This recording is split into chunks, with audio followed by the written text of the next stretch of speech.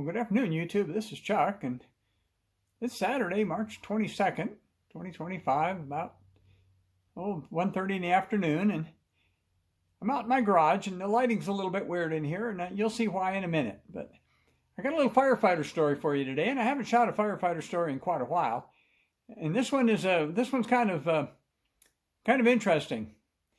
Well, yesterday I had to go and pick up some stuff over at Walmart. And when I was over there, I saw a guy wearing a fire department shirt from another state.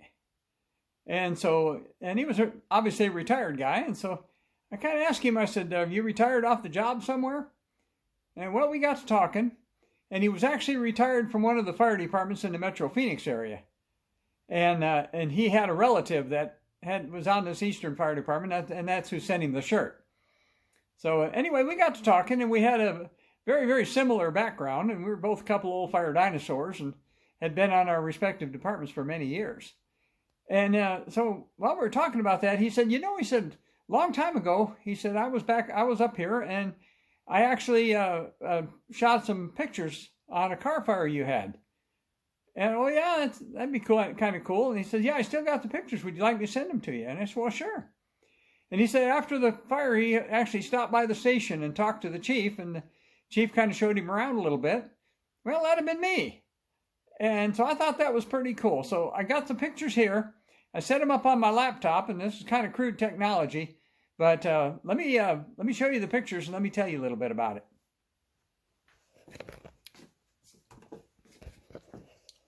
First of all, this after the fire was over, and he stopped by the station. Then he took a picture of our front line, and this was our front line.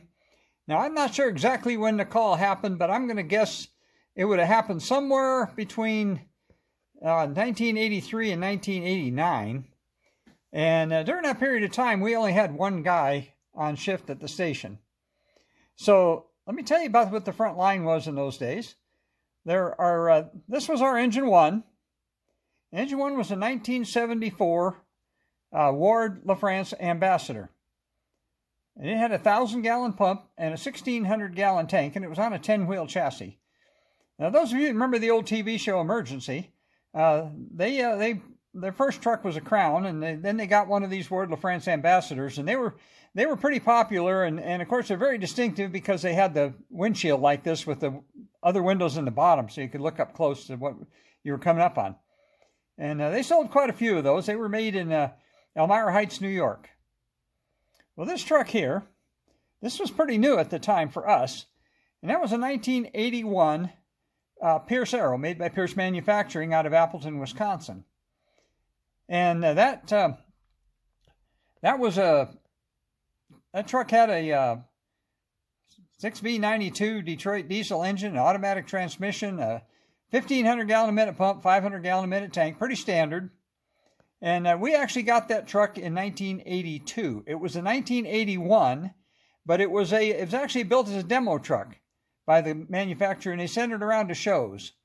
And I actually made a video, and maybe I'll put a link in the bottom of the description on this one about when we went to actually purchase that truck. But it was about a year old when we bought it, but it had never been in service as a fire truck. It had about 8,000 miles on it going back and forth to shows. So it was kind of gussied up pretty nice for a show truck. Well, this one over here, this was our engine number 6. And that's just the way the numbering system worked. And that was a 1969 Ford Boardman. It had a 534 cubic inch gas engine and a 5-speed transmission, and a 1,000-gallon pump, 500-gallon tank. And Boardman Fire Apparatus was out of Oklahoma City. And for a long time there was just about every fire department in Arizona had Boardman engines. They were everywhere. And eventually they got bought out by somebody and closed down. Then the truck over here on the side, this is a 1980 Chevrolet, and that was our Rescue 1. And that was a home built. We bought it it's a long stretched out 1-ton with a utility bed on it. It had a 200-gallon tank and a little gasoline operated pump on it, so you could at least pump a line with it. Well, when this picture was taken, we only had one guy on shift. And so basically that one guy would end up usually running the rescue truck. And for medical calls, we had what we called squad duty, and he had 3 of our volunteers, and we actually called them POCs, which stood for paid on call. And anyway, we had 3 people assigned to respond with him. And for in-town calls, they just meet him at the scene. So a lot of times he'd respond by himself, and then he'd be met at the scene by the rest of his squad crew. And 4 people is usually enough to run most medical calls. Well, this and the way we had the rest of the department, at the time when this picture was taken, we only had 3 full-time employees. I was a fire chief. I had an assistant fire chief. And we also had an office lady. So, and and then we had the 3 shift guys, and so all the rest of the department were still paid on call employees. Well, we had them broken up into 3 engine companies, and the 3 engine companies each had an officer, an engineer who drove the truck and ran the pump, and they had a crew of firefighters. And our goal was to have 3 10-person companies, and we normally had that. Sometimes we'd run with 9. But normally we had 10 people, and not all of them could show up on every call. But the way we ran calls in those days was we had what we called duty engine. And so for a minor call, which we called a still alarm, which would be like a dumpster fire or a small brush fire, or in this case, a car fire, well, the duty engine would be dispatched to it. So basically, we'd cycle them by the month. So we have January, February, March, April, May, June, July, August, September, October, November, December. And those folks would run as duty engine. They're the ones that get called out for the more minor calls. On structure fires, of course, we call everybody out. A lot of times now on the squad duty, if it was going to be like a bad auto accident, we would run the rescue truck, and we would back them up with whatever the duty engine was. So we'd run 2 units on it. Well, the call I'm about to show you actually occurred right here in the mid part of town. And I know that our engine 6, this one here, would have been the duty engine because that's the rig that was there. This rig was actually replaced in 1989 with a new one. That's why I know. This one came in 1982. This one was replaced in 1989. That's why I know this picture was taken somewhere in between there. But basically, he was in town one day, and we were responding to a fire, and so he snapped some pictures of the fire. And there it is, it's a car fire at a local shopping center. And this was called an arrival picture. And there's engine 6 right there. And the guys are just pulling the line off. You see the guy pulling the hose off. And that right there is me. And kind of interesting. I did my chiefly thing. I stood back and watched. And I had enough of a crew there to take care of the fire, so I didn't really have to do anything. But that car, as you can see, it's going pretty good. And but they got a pretty good knockdown on it, pretty fast. And there you see I believe that was the engine officer off of that engine. And it was actually on the nozzle, and he had other firefighters that were getting ready. This is the engineer over here running the pump.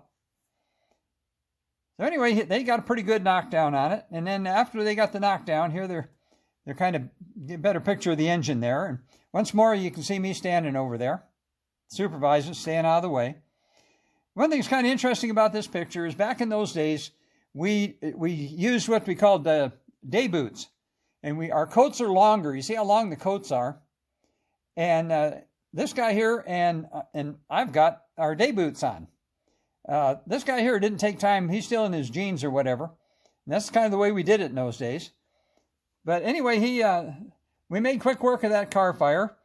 And my new friend there, he actually was here and got those pictures and sent those pictures to me. So that's kind of just a little glimpse of the way things used to be done. As I said, we ran the day boots during the day, which were pull-up hip boots. And then at night, we had the full turnout pants, and we wear them during real cold weather at night. And then when we did away with the hip boots, when they got outlawed, then we went to a shorter coat. But you can see in this picture, we're wearing the longer coats. So that's a 1969 Ford Boardman.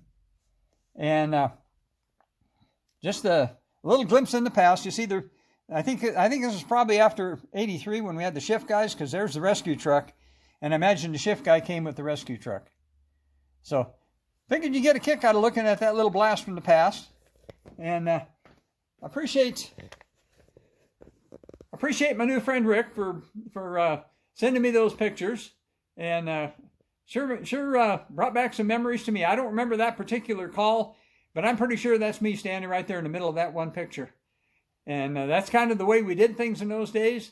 and the duty engine crew made quick work of that vehicle fire. And most of those buildings in the background are still there, and that parking lot's still there. So as I always do, let me tell you to take care of each other and love each other and show gratitude for what you have.